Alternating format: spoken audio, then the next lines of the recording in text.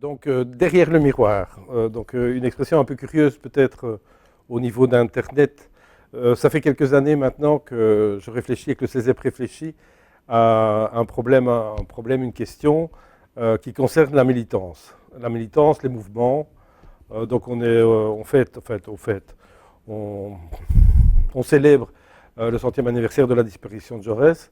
Et toute la question en fait, des mouvements, des gens, des ouvriers, des employés, enfin donc tout ce qui se pose un peu comme question maintenant, c'est comment changer, comment reprendre du pouvoir par rapport à une action, comment avoir une capacité de transformer la société avec autour de soi beaucoup de craintes, beaucoup de questions. Elles sont vraiment tout à fait méta, comme l'environnement, ou le système mondial, ou la finance internationale, et très locales en fait, donc quand on sort de chez soi. Les nouvelles technologies sont vraiment au carrefour de ces deux enjeux, le local et le global. Et donc, pour revenir aux questions au moment de départ, la question de la militance, les mouvements historiques, les syndicats, les mutuelles, les associations, constatent une baisse vraiment importante depuis 15 ans, une vingtaine d'années, des militants. Donc, on a très difficile à réunir des gens dans les rues, à avoir des manifestants. En parallèle, certains sociologues, on constate que des mouvements sont très dynamiques. Donc on du PEPS, comme les émergents, comme les Anonymous, comme les radios pirates, comme les hackers.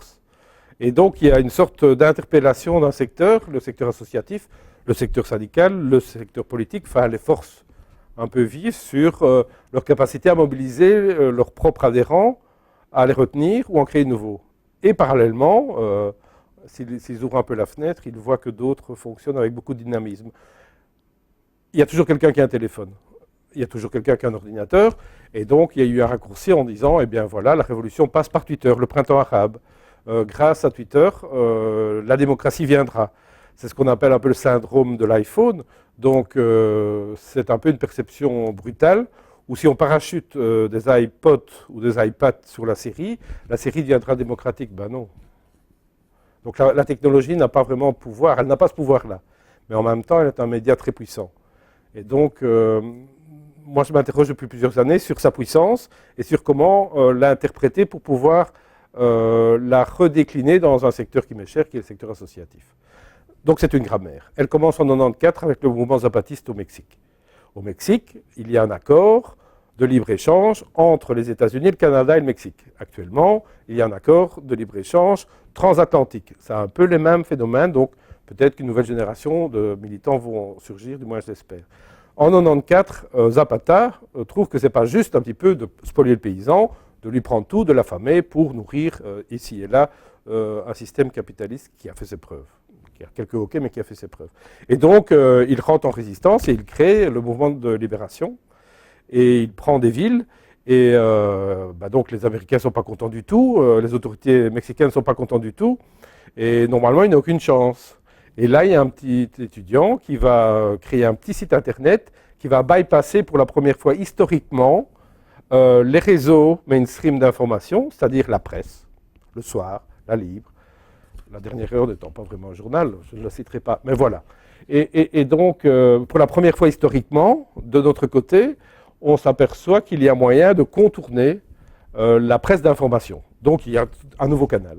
Et ce canal, il passe en diplomatie, il passe aux États-Unis, il passe en Russie, il passe dans le monde. Et donc, le monde connaît Zapata. Et le monde connaît ce mouvement qui finira par avoir plus ou moins gain de cause, c'est-à-dire à pouvoir renégocier en partie ce traité qui est malheureusement en activité maintenant. Et donc, c'est vraiment un point d'ancrage de l'Internet militant. C'est le plus ancien que j'ai pu trouver. Il va servir de modèle en 98 à Seattle aux anti-G7, 8, on en est au 25. Je pense qu'à l'époque, c'était le G8. Et donc, de nouveau, les pouvoirs et les pays les plus riches se rencontrent pour discuter du sort du monde au niveau financier. Et de nouveau, la presse suit. Comme la presse suit d'habitude, elle n'a pas beaucoup de choix, puisque la presse est la propriété de ces mêmes mouvements financiers. Et donc, va se créer une sorte de miroir du centre du mouvement zapatiste, qui vont s'appeler les CMI, les centres de médias indépendants, les IMC, Independent Media Center. Ils vont créer une radio, un site, une télévision, tout ça par onde, et ça va marcher. Ils vont avoir plusieurs millions de hits, donc de fréquentation, et donc il va y avoir pour la première fois, grâce aux nouvelles technologies, une utilisation qui permet de contourner médiatiquement les flux dominants, c'est-à-dire le canal classique, télévision, spectateur. Et donc ça, c'est quand même une petite révolution, donc il faut donner ça au crédit d'Internet. Les centres de médias indépendants vont s'aimer un peu partout dans le monde, dont à Bruxelles. Ils vont s'appeler Indie Media Bruxelles, et maintenant ils s'appellent les centres de médias indépendants de Bruxelles.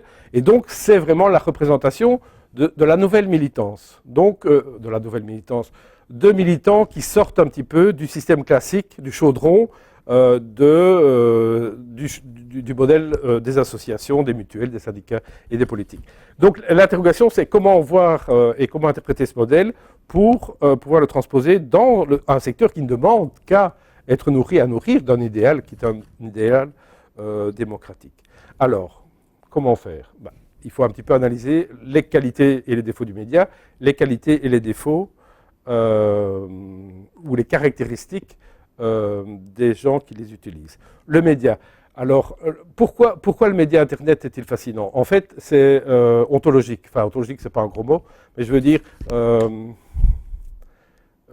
c'est de lui-même. Donc, en fait, il s'agit... Donc, la réponse, en fait, à la fascination qu'a Internet par rapport au fait de pouvoir toucher les gens est ontologique. C'est-à-dire que c'est propre à l'algorithme d'Internet. Donc, il faut connaître la loi de Milgram. La loi de Milgram est une loi physique. C'est un chercheur qui a fait une expérience assez intéressante. Il a pris une personne à la côte est des États-Unis avec une enveloppe. Je vais peut-être dépasser un peu les 5 minutes, c'est rien. Voilà. Donc, il a pris une enveloppe et il a identifié quelqu'un de l'autre côté de la côte. Qui ne se connaissait pas, hein, de manière tout à fait aléatoire. Donc il a écrit et il lui a confié à lui qui ne le connaissait pas en disant est-ce que tu peux le transmettre comme tu le peux, mais à la main. Donc voilà, sans passer par quelqu'un. La personne a pris ça et donc il a fait passer à quelqu'un qui connaissait, etc. Et donc c'est une vraie expérience, hein, pour de vrai, donc ça a été fait dans un échantillon scientifique. Et techniquement, quand vous faites ça, statistiquement, il faut 6 intermédiaires. Donc, à l'aveugle, si je vous donne un colis pour un Chinois que vous ne connaissez pas, avec le vrai nom du Chinois, hein, sans l'adresse du Chinois, il va arriver au Chinois. En 6 contacts. Avec des gens de bonne volonté, hein, donc pas des gens qui vont le mettre à la poubelle. Donc, ils vont vraiment essayer de le transmettre. Donc, il va le transmettre à quelqu'un qui va dire j'ai un pote qui habite là-bas. Mais donc, sans vraiment le connaître, hein, c'est le jeu. Et donc, c'est 6. Alors, l'Université de Milan, en 2010, a fait la même expérience au niveau des réseaux sociaux. Ce taux est ramené à 4. Donc, statistiquement, vous avez une capacité de contact qui est ramenée à 4 intermédiaires. C'est fascinant. Alors, si vous complétez ça avec le modèle sociologique de Grandjean, c'est un sociologue français qui s'est aperçu justement que les syndicats et les mutuelles et les partis bégayaient un peu par rapport aux nouvelles technologies et que d'autres les utilisaient mieux, comme les émergents. Si vous ramenez ça au profil des coopérations faibles et fortes, alors vous pouvez devenir gagnant dans n'importe quel secteur en communication. Je m'explique au niveau du profil des militants. En fait, ce qui se passe traditionnellement, dans la vie courante, vous avez ce qu'on appelle des relations fortes. Donc des amis, des relations professionnelles, de la famille. OK? Et donc, ces relations, vous les connaissez, vous discutez avec elles, vous disputez avec elles, mais donc vous avez vraiment ce qu'on appelle un réseau fort. Normalement, les causes fortes, quand les gens se mettent en militance, c'est uniquement dans ce faisceau d'idées, logiquement. C'est-à-dire, Malcolm Gladwell dit que la révolution ne passera pas par Twitter parce que si le mouvement civique des États-Unis dans les années 60 a pu émerger, si les gens sont allés au café de Greensboro et ont fait un sitting qui a déclenché la révolution qu'on connaît, si le Ku Klux Klan a incendié 39 églises, si les gens ont résisté à cette pression-là, c'est parce qu'ils avaient des liens forts, c'est parce qu'ils étaient amis, c'est parce qu'ils avaient un réseau préparé, une organisation forte. Donc ça, c'est la première caractéristique, c'est le lien fort. Ça va ? Sur Internet, avec la loi de Milgram, le lien fort se distend. Ses amis sont évanescents. Vous avez des relations molles. Ça ne vous coûte rien de faire un like sur Internet. vous ne prenez pas de risques, vous êtes bien au chaud et vous soutenez une campagne d'Amnesty International. Vous êtes un militant de salon. Mais vous avez 4 intermédiaires qui permettent peut-être de vous contacter et de persuader quelqu'un. Et donc, vous êtes dans un équilibre où les relations fortes sont vraiment primordiales et restent primordiales, mais vous avez un réservoir immense, potentiellement illimité, de relations faibles qui, à un moment donné, sur des facteurs qu'on ne maîtrise pas encore, peuvent bouillonner pour créer une dynamique qui va être amplifiée. Donc, c'est le cas des révolutions arabes, c'est le cas de tout mouvement important. Et ça, on en commence à en tracer. Et donc, en fait, sociologiquement, l'utilisation du canal Internet peut se faire en réfléchissant un petit peu au profil vraiment des utilisateurs. Donc, ce profil, à côté des relations fortes, donc un intérêt pour les relations distanciées, c'est-à-dire une sorte de nouvelle culture de la distance. C'est ce qu'on appelle l'individualisme en réseau, c'est-à-dire une empathie pour des amis qui sont d'une nouvelle dialectique, qu'on ne connaît pas nécessairement, avec des amitiés qui peuvent se créer sur d'autres formats et d'autres cultures. Et tout un champ est en train de se créer qui est ou déifié, ou mythifié, ou traité de manière un petit peu condescendante. C'est une erreur stratégique qu'il ne faudrait pas reproduire pour pouvoir valoriser l'expansion d'un mouvement, y compris traditionnel. Donc, en fait, quand on regarde un petit peu ce schéma-là, ce qui fonctionne, c'est de s'appuyer sur les partenariats forts, c'est-à-dire sur les réseaux locaux, physiques, c'est-à-dire le marché de Charleroi qui a créé une page Facebook pour arrêter de saloper un peu leur ville, et ça fonctionne, ils décorent les barrières, ils font des choses comme ça. Et ce groupe d'amis qui habitent dans un quartier communique sur Facebook. C'est un exemple précis de relations intéressantes et harmonieuses entre les relations fortes et les relations faibles. Ça fonctionne dans ce schéma-là. Le deuxième critère à prendre, c'est la multidisciplinarité. Comme à partir du moment où vous êtes dans une famille, si vous avez 2 frères, vous avez 2 frères. Vous n'aurez pas 3 frères, jamais. Si vous avez une sœur, vous avez une sœur. Vous n'aurez jamais 2 sœurs, jamais. Physiquement pas. Sur le réseau, vous pouvez multiplier à l'infini les types d'amitié. Les modes culturels d'amitié sont différents. Donc vous ouvrez des portes qui sont complètement différentes en fonction de l'infini un peu de ce réseau. Quand vous réussissez à harmoniser cela, c'est-à-dire au niveau d'une association ou d'une mutuelle ou d'un parti, quand vous prenez en compte ces 2 composantes et que quand vous parvenez à créer un relais entre les 2, vous pouvez avancer dans la promotion de la cause que vous supportez. Si vous avez cette intelligence-là, c'est-à-dire une intelligence à la fois de présence sur un réseau social, à la fois sur l'ancrage régional, local fort, et sur les valeurs de l'ensemble, vous pouvez fonctionner. Le deuxième critère, j'y reviens, à prendre en compte, c'est la multidisciplinarité. Jacques Huon appelle ça le militant post-it, c'est-à-dire que le militant a, par vocation et par cette différenciation des relations fortes où vous n'avez que 2 frères, une tendance à vouloir pouvoir s'investir dans des causes différentes, à pouvoir y aller et revenir de manière un peu par va-et-vient.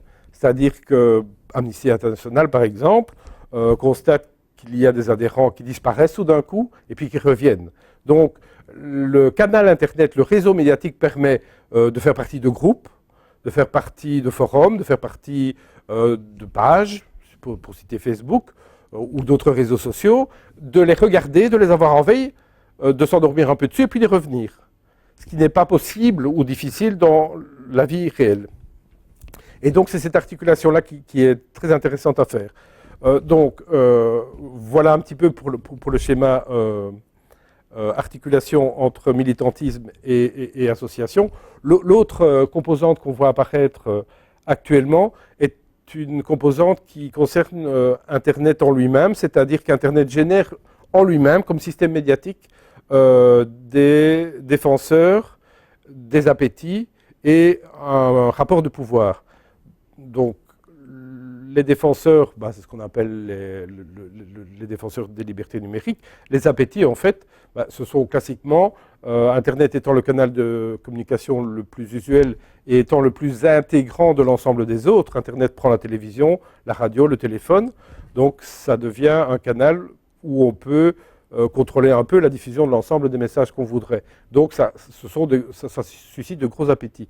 Et donc, il y a pas mal d'instances, d'États ou de multinationales qui souhaitent un peu contrôler, ou de groupes de presse, qui souhaitent un peu ou contrôler par le droit d'auteur, ce qui est juste, par le contrôle, par le flicage, par la commercialisation, par les mots-clés, c'est les cas de Google. Donc il y a quand même pas mal de regards sur ce canal-là.